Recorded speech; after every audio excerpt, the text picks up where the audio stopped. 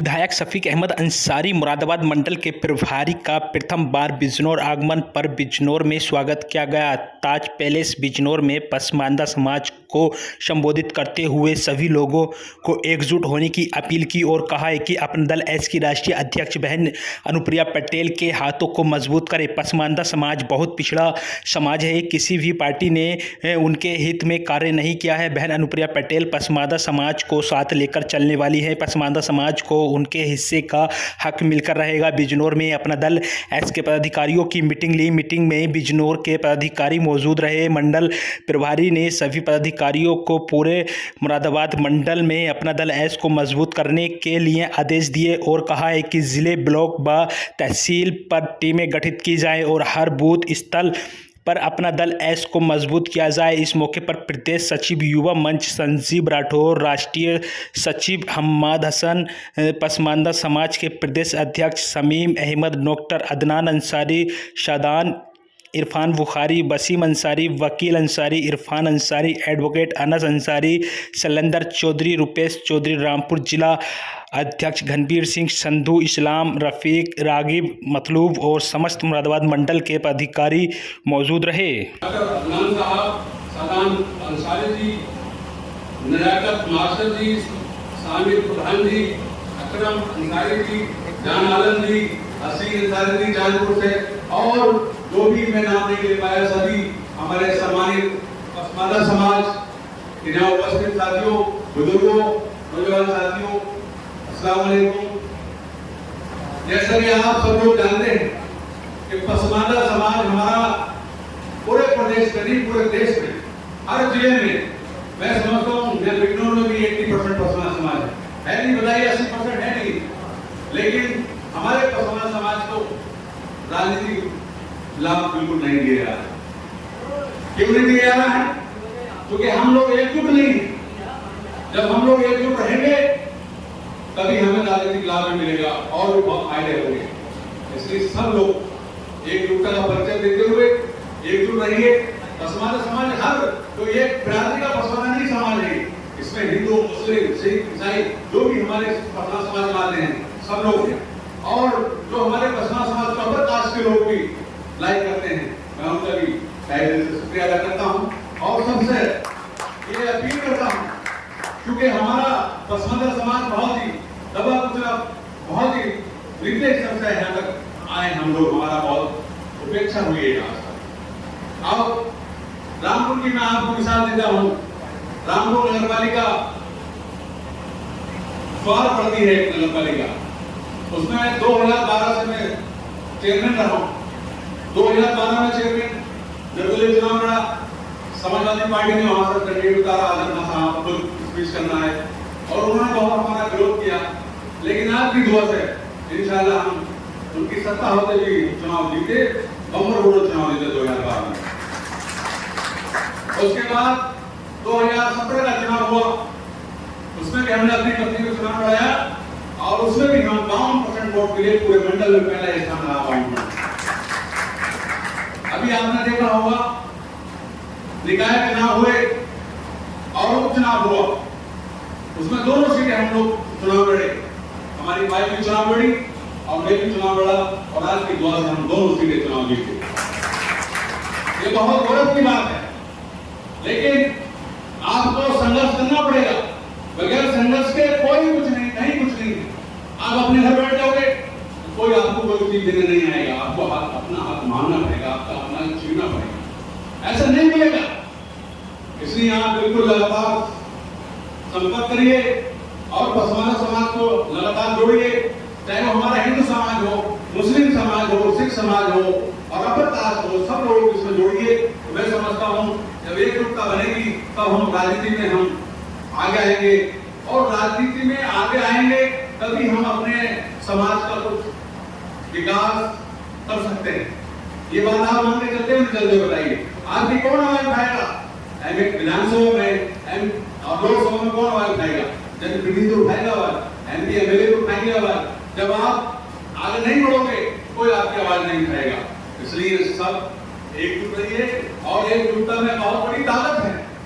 आप कुछ लोग इसके मजाक बनाते हैं कि पसमानदा समाज क्या है, बहुत से लोग लेकिन मैं समझता हूँ ऐसे लोगों से आप उन्हें बताइए कि पसमानदा समाज ये दलित पिछड़े का समाज है और इसमें हमारा जो अपर कास्ट जो हमारा सहयोग करना चाहते हैं, हम उनके भी सहयोग का आकांक्षी हैं, उनसे भी हम इसलिए सब लोग एकजुट रहिए। मैं सभी लोगों से ये अपील दरखास्त करूंगा और आपके सामने नमूना हमें आपके सामने मिसाल है कि आपने देखा होगा रामपुर का चुनाव उपचुनाव हुआ इस बार का, पूरे प्रदेश की पूरे देश की निगाह लगी हुई थी इस चुनाव पे और ऐसे आदमी को हमने आपके दौर से चुनाव आया जो बहुत ही जुबान से बहुत खराब आदमी, बहुत ही घटिया आदमी है, अपनी जुबान से वो जाने जाते हैं।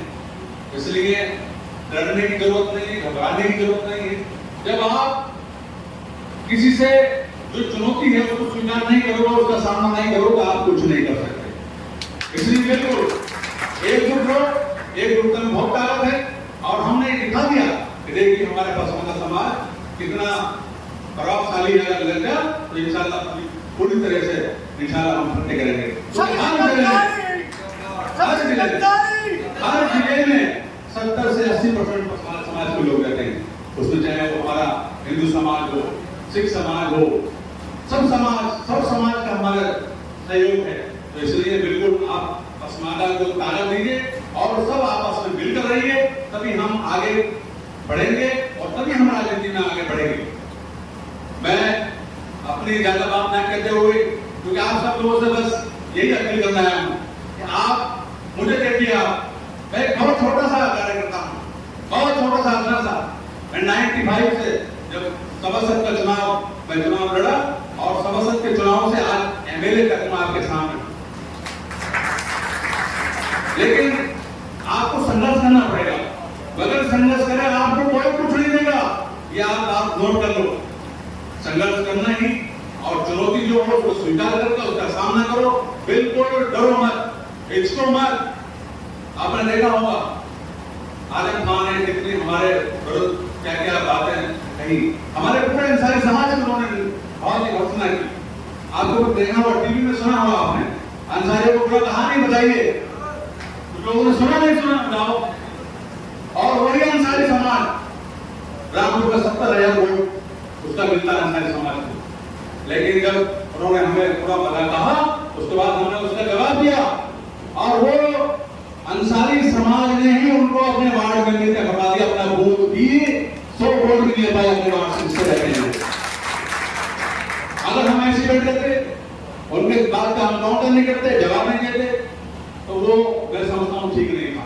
जवाब देना बहुत जरूरी है, शालीनता से जवाब दीजिए, जैसा सवाल ऐसा जवाब। इसलिए बिल्कुल बेहिचक होकर के आप बिल्कुल लगे रहिए और मैं समझता हूँ कि हम बहुत ही आगे बढ़ेंगे, हमारा पसमानदा समाज और अपर कास्ट मिलकर के बहुत आगे बढ़ेंगे इंशाल्लाह। कहते हैं जिसकी संख्या उतनी उसकी भागीदारी, हमारी संख्या ज्यादा तो हमारी भागीदारी भी ज्यादा होना चाहिए। इसलिए सब लोग एकजुट रहिए, बस मैं ये आपसे आह्वान करता हूँ, आपसे अपील करता हूँ, बस इसमें आपकी भलाई है, हम सब लोग की भलाई है और हम सब लोग पूरी तरीके से राजनीति में दखल आपका हो जाएगा और अगर आप ऐसा नहीं करेंगे तो आपको बिल्कुल किनारे कर दिया जाएगा।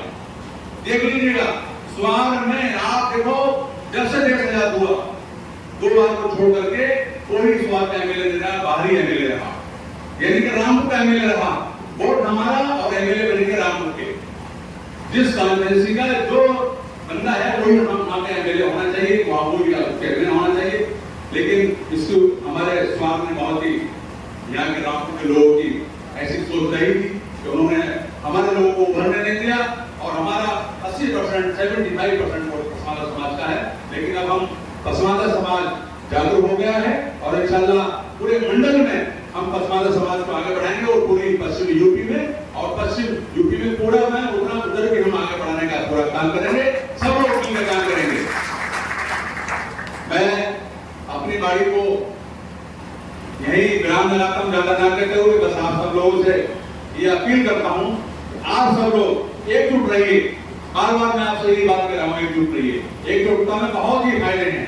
बस मैं अपनी बात को यही विराम लगाता हूँ और आज का बहुत ही बढ़िया कार्यक्रम कराने के लिए पूरी टीम जो हमारी समीम अंसारी साहब की, इनकी पूरी टीम और जितने हमारे सम्मानित पूरा मंच बैठे पूरे सबका, आप सब लोग मेरे सामने उपस्थित सभी हमारे नौजवान और हमारे बुजुर्ग साथी जो बैठे, मैं सबका एक बार तहे दिल से शुक्रिया अदा करता हूं और आप लोगों से अपील करता हूं। देखिए, हमारी पार्टी जो अपना दल एस ने हमें पार्टी का उम्मीदवार बनाया और उन्होंने बहुत ही कड़ा निर्णय लिया, बहुत बड़ी ताकत लगी चुनाव में, लेकिन उन्होंने बिल्कुल हिले नहीं। आशीष पटेल जी, हमारे माननीय आशीष पटेल जी ने बहुत ही अड़ी रहे वो, और अभिनंदन पटेल जी ने पूरा निर्णय लिया। यही कारण हुआ कि आज आपका जो है हाई पश्चिम में एक एमएलए है और मैं उम्मीद करता हूं कि आप भी अपने जिलों में ऐसे काम करिए जिससे कि आप एमएलए एमपी बनो आप भी लोग। मैं ज्यादा ना कहते हुए अपनी गाड़ी में एक विराम लगाता हूं। खुदा हाफिज, अस्सलाम वालेकुम, देव का समादा, खुदा हाफिज। आपका स्वागत है। यहाँ किस उद्देश्य से आएगा? देखिए, ऐसा है, यहाँ पर हमारा पार्टी का संगठनात्मक कुछ संस्था अभियान चल रहा है, उसके बारे में हमारी मीटिंग है दो जगह यहाँ पर, और हमारे यहाँ पर पसमानदा समाज की मीटिंग भी आज हुई है। हमारे जो प्रदेश अध्यक्ष हैं उनकी पूरी टीम ने यहाँ पर एक पसमानदा समाज का एक सम्मेलन कराया है। सभी लोगों से काफ़ी मुलाकात हुई है और कुछ पसमानदा समाज के बारे में कुछ विस्तार से चर्चा हुई है, कैसे हमारा पसमानदा समाज आगे बढ़े। और पसमानदा समाज हमारा हर जिले में 70, 75, 80% पसमानदा समाज है, तो हम लोग चाहते हैं कि पसमानदा समाज आगे बढ़ेगा, तभी हम राजनीति में हमारी भागीदारी सुनिश्चित होगी। लोकसभा चुनाव के लिए क्या तैयारी है? लोकसभा चुनाव में भी अब पार्टी का जो दिशा निर्देश होगा उसकी हिसाब से तैयारी करेंगे। आप मंडल प्रभारी भी हैं, क्या यहाँ भी कोई सीट ली जाएगी पार्टी द्वारा? देखिए, पार्टी जो हाईकमान फैसला लेगा, दोनों पार्टी चूँकि छोटे भाई बड़े भाई की भूमिका में हैं, अब जो भी निर्णय करेंगे वो पार्टी उस पर हम लोग अमल करेंगे और मैं समझता हूँ कि मौराज मंडल में हमें कोने की सीट जरूर मिलेगी। पसमानदा समाज के लिए क्या कहना चाहते हैं? पसमानदा समाज से ये अपील करूँगा कि आप बिल्कुल सब लोग एकजुट रहें और हमारा जो दबा कुचला समाज है इसको आगे बढ़ें। और चूँकि राजनीति में जब तक आप अपना योगदान नहीं देंगे तो मैं समझता हूँ कि आप अपनी भागीदारी सुनिश्चित नहीं कर सकते। सभी से मैं ये अपील करूँगा कि पसमानदा समाज और अपर कास्ट को साथ लेकर के साथ चलें, जिससे कि हमारी राजनीति में भी और भागीदारी बढ़े। और जैसे कि स्वार में हम उपचुनाव जीते हैं, तो यहाँ पर भी बाई इलेक्शन नहीं, वैसे चुनाव हो चाहे एमएलए का हो एमपी का हो, तो उसमें भी हमारे यहाँ पूरे मंडल में कोई न कोई सीट हमें पसमानदा समाज को मिलेगी। मुझे पूरा ऐसा आभास है। शुक्रिया, थैंक यू।